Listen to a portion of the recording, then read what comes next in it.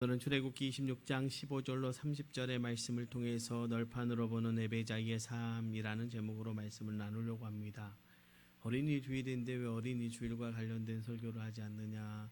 여러분, 우리가 예배자로 올바르게 서면요, 아이들에게 우리가 어린이 주일 굳이 설교하지 않아도요, 아이들에게 분명하게 보여줄 믿음의 유산이 있는 것입니다.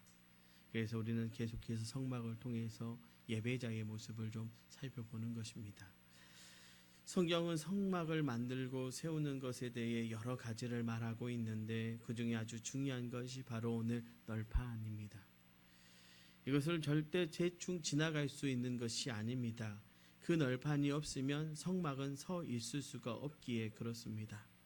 성막을 영적인 의미로 해석한다면 널판은 바로 그 모든 것의 근간이 된다고 할 수 있습니다. 널판 바로 하나님 앞에 서는 것을 의미하기 때문에 그렇습니다. 하나님이 성막을 세우기 위해서 널판으로 벽을 만들게 하셨습니다. 그 사이즈는 10 곱하기 1.5 규빗, 약 50 곱하기 75cm 정도입니다. 그것을 남쪽과 북쪽을 위해 각각 20개씩, 또 서쪽을 위해 6개, 양모퉁이용으로 2개를 만들어 세우도록 한 것입니다. 즉, 그 널판으로 벽을 만들어야 비로소 성막이 세워진다는 뜻인 것입니다. 그러므로 성막을 예배라고 한다면 이 널판을 세우는 것은 바로 예배에 대한 너무나도 중요한 메시지를 저와 여러분에게 말씀하고 있습니다. 여러분, 찬양 가운데 아름답고 놀라운 주 예수라는 제목의 찬양이 있는데 그 후렴을 보면 이런 가사가 나옵니다. 주님 앞에 내가 서 있네, 주 앞에 내가 서 있네 라는 가사가 반복되면서 주님 앞에 서 있는 것을 강조하는 내용이 나옵니다. 우리말 가사도 그렇지만 영어 가사는 정말로 반복적으로 I stand 강조하고 있습니다. 심지어 가사의 제목, 이 찬양의 영어 제목은요, I stand in awe라는 제목입니다. 내가 경외함으로 선다는 뜻입니다. 두고두고 생각하게 되는 것이 왜 뒷부분의 찬양의 절정에 주 앞에 내가 서 있네가 반복되는지, 그리고 왜 그것이 그렇게 은혜가 되는지, 그것이 왜 그렇게 중요한 것인지, 그 대답은 주님 앞에 서 있다는 것은 다른 말로 주님을 예배한다는 뜻이 되기 때문에 그렇습니다. 그것도 가장 바르게 말입니다.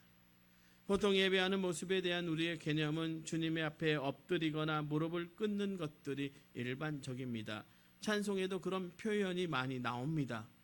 하지만 성경에 의외로 예배하는 모습, 특히 감동적으로 드리는 예배를 말할 때 하나님 앞에 서 있다, 하나님 집에 서 있다는 표현을 많이 사용합니다.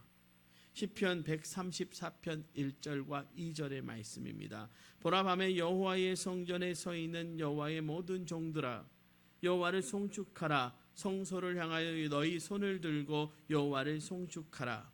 시편 135편 2절과 3절의 말씀은요, 여호와의 집, 우리 여호와의 성전, 곧 우리 하나님의 성전들에 서 있는 너희여, 여호와를 찬송하라. 여호와는 선하시며 그의 이름이 아름다우니 그의 이름을 찬양하라. 출애굽기 33장 10절은 이렇게 말씀합니다. 모든 백성이 해방문에 구름 기둥이 서 있는 것을 보고 다 일어나 각기 장막문에 서서 예배하며.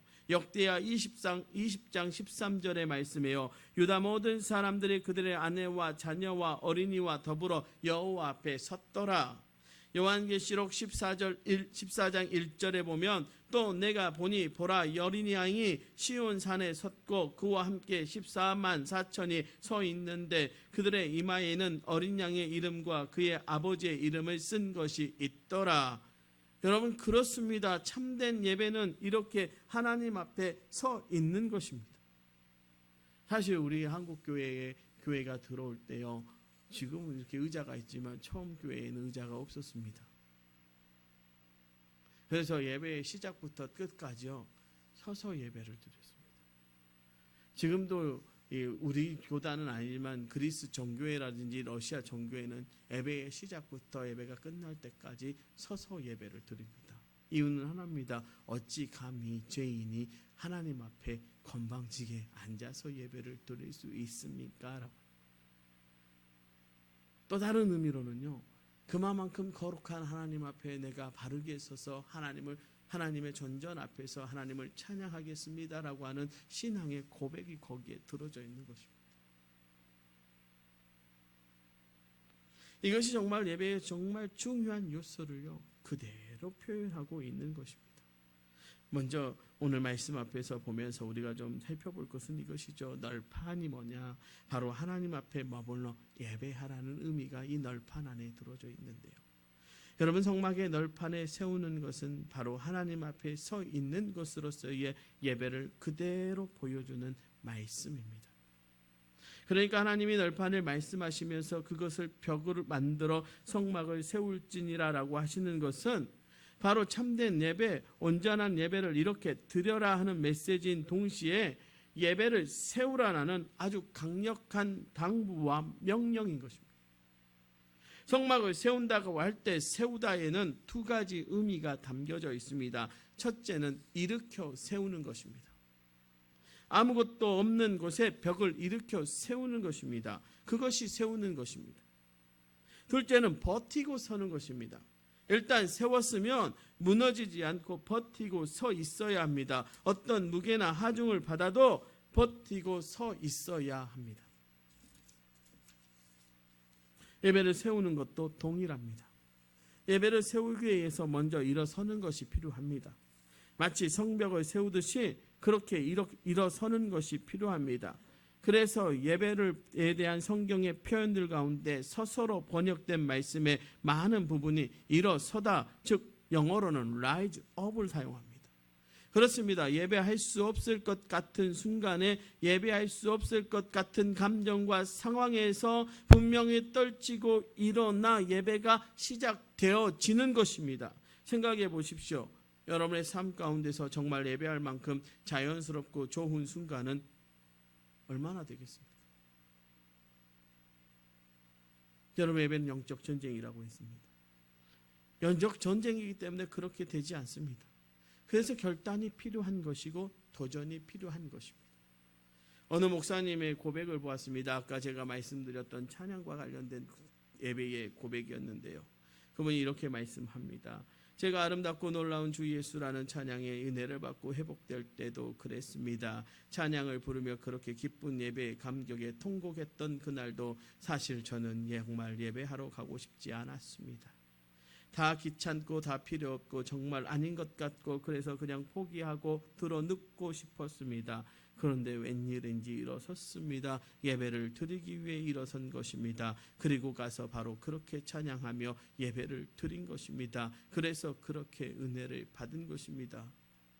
아주 짧지만 강력한 그 목사님의 이 고백을 보면서 저도 동일한 마음이 들었습니다.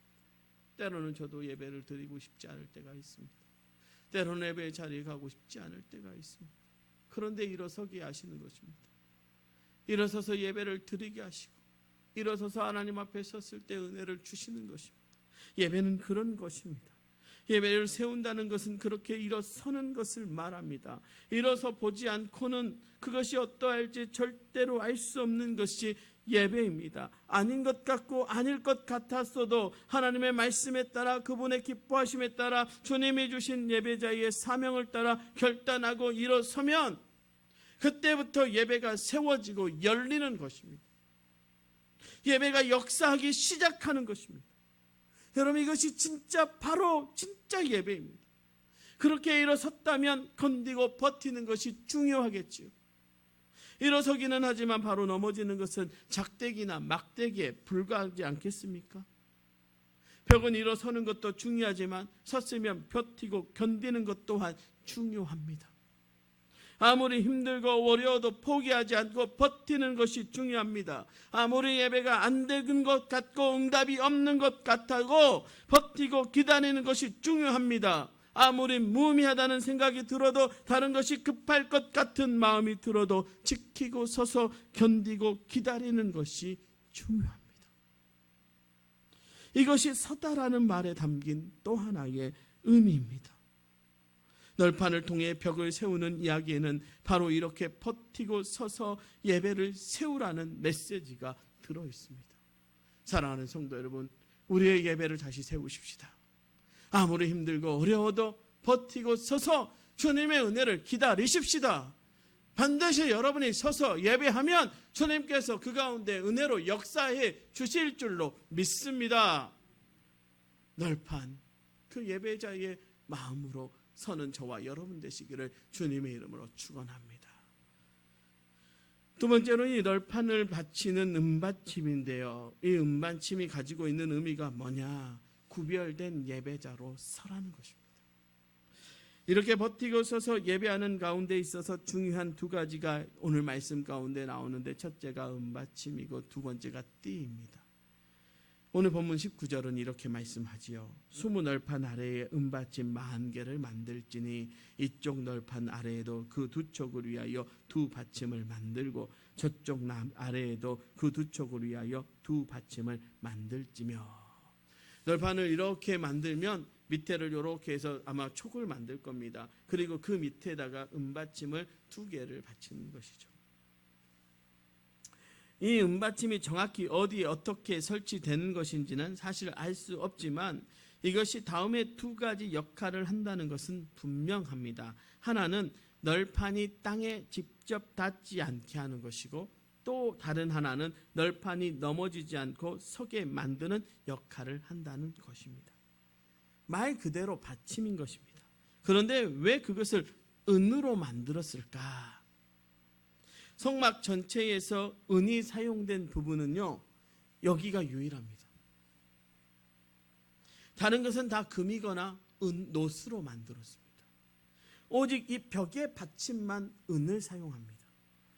이는 실용적인 이유가 아니라 영적인 의미가 있다는 것입니다. 성경의 금은요, 영광을 상징하죠. 그래서 성막을 금으로 싸는 것입니다. 그래서 성막을 일명 뭐라고 말합니까? 황금집이라고 말합니다. 하나님의 영광이 가득한 그것이 예배임을 나타내는 것입니다.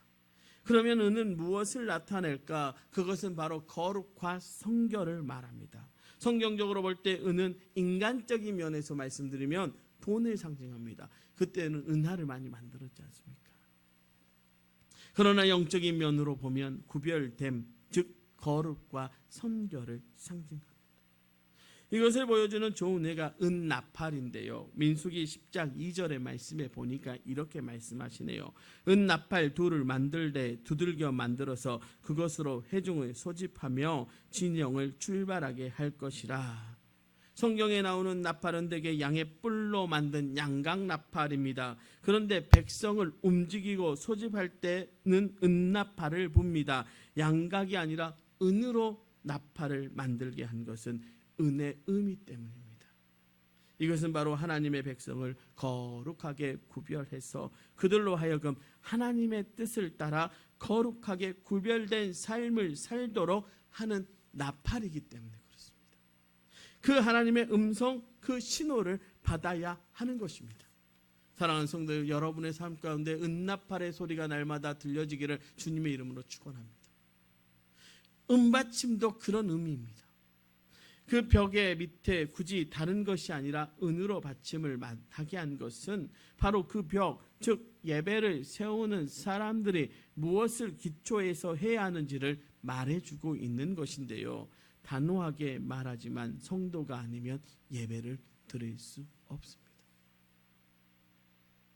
예배를 드리니까 성도다라는 말은요, 이방 우상적인 접근에 가깝습니다.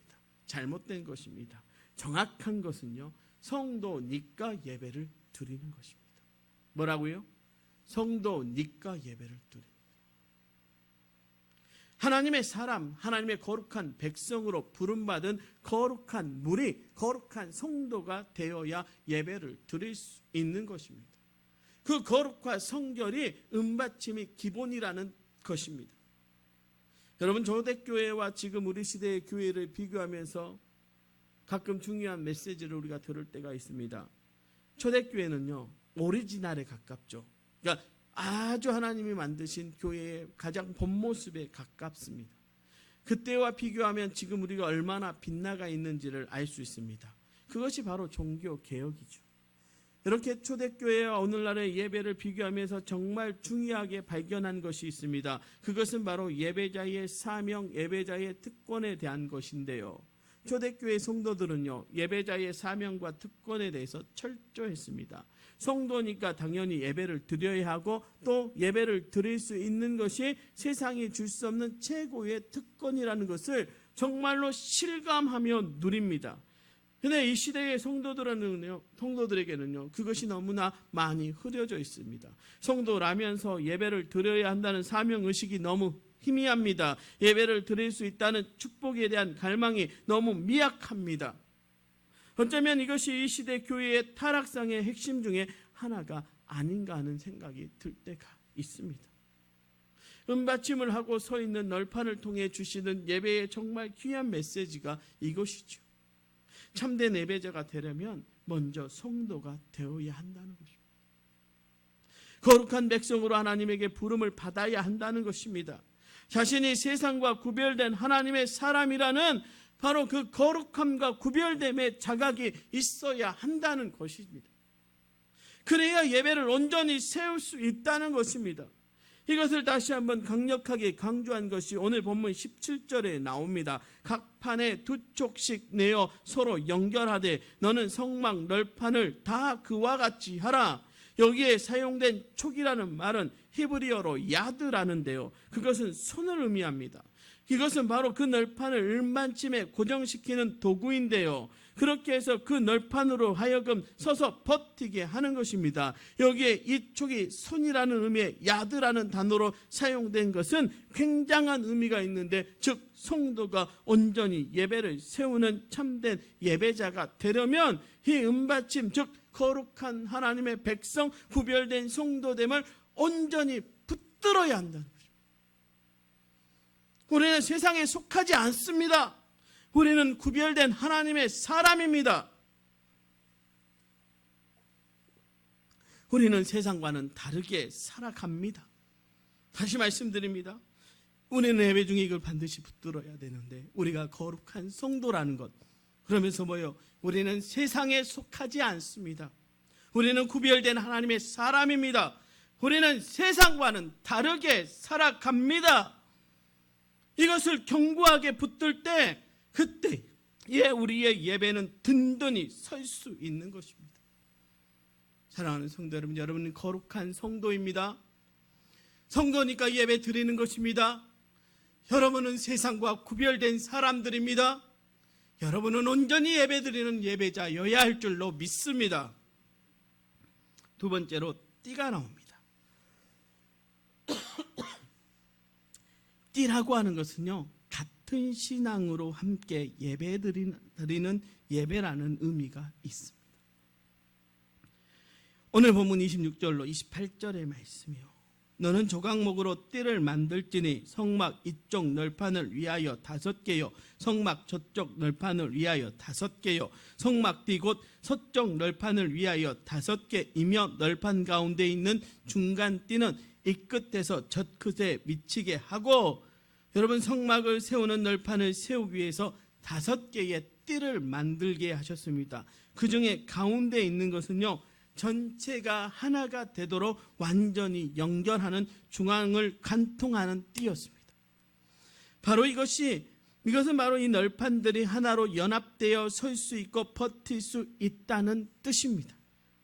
정말 성막을 세우는 48개의 널판들은요, 완전히 하나로 연결되어 서 있었습니다.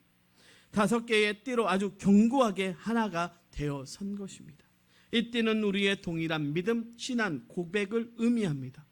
같은 믿음의 정서를 말하는 것입니다. 같은 영성을 말하는 것입니다. 그래서 예배에서 찬양이 중요하고, 그래서 말씀이 중요한 것입니다. 같은 찬양을 부르는데 다른 생각을 하고 있다면요, 그것은 예배가 아니죠.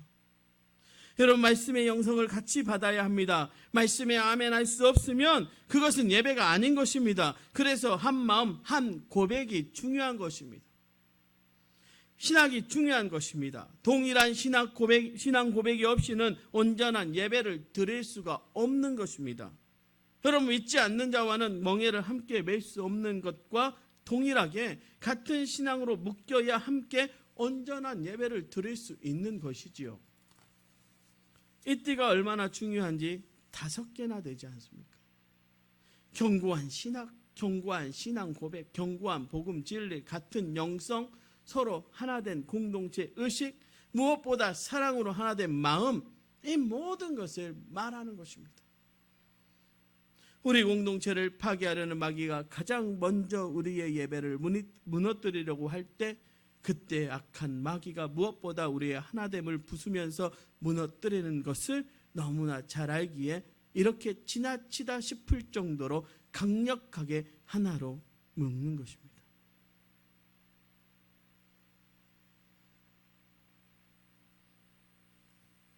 이렇게 함께 서야 참된 예배를 세울 수 있습니다. 이것이 주님의 뜻입니다. 주님은 널판으로 벽을 세우는 모습을 통해서 또 하나의 분명한 말씀을 주셨는데, 우리가 하나님의 사람이라면 이렇게 하나님 앞에 서야 한다는 것이죠. 이렇게 하나님 앞에 예배를 드려야 한다는 것이죠. 이렇게 하나님의 교회 안에서 온전히 예배를 세워 가야 한다는 것이죠.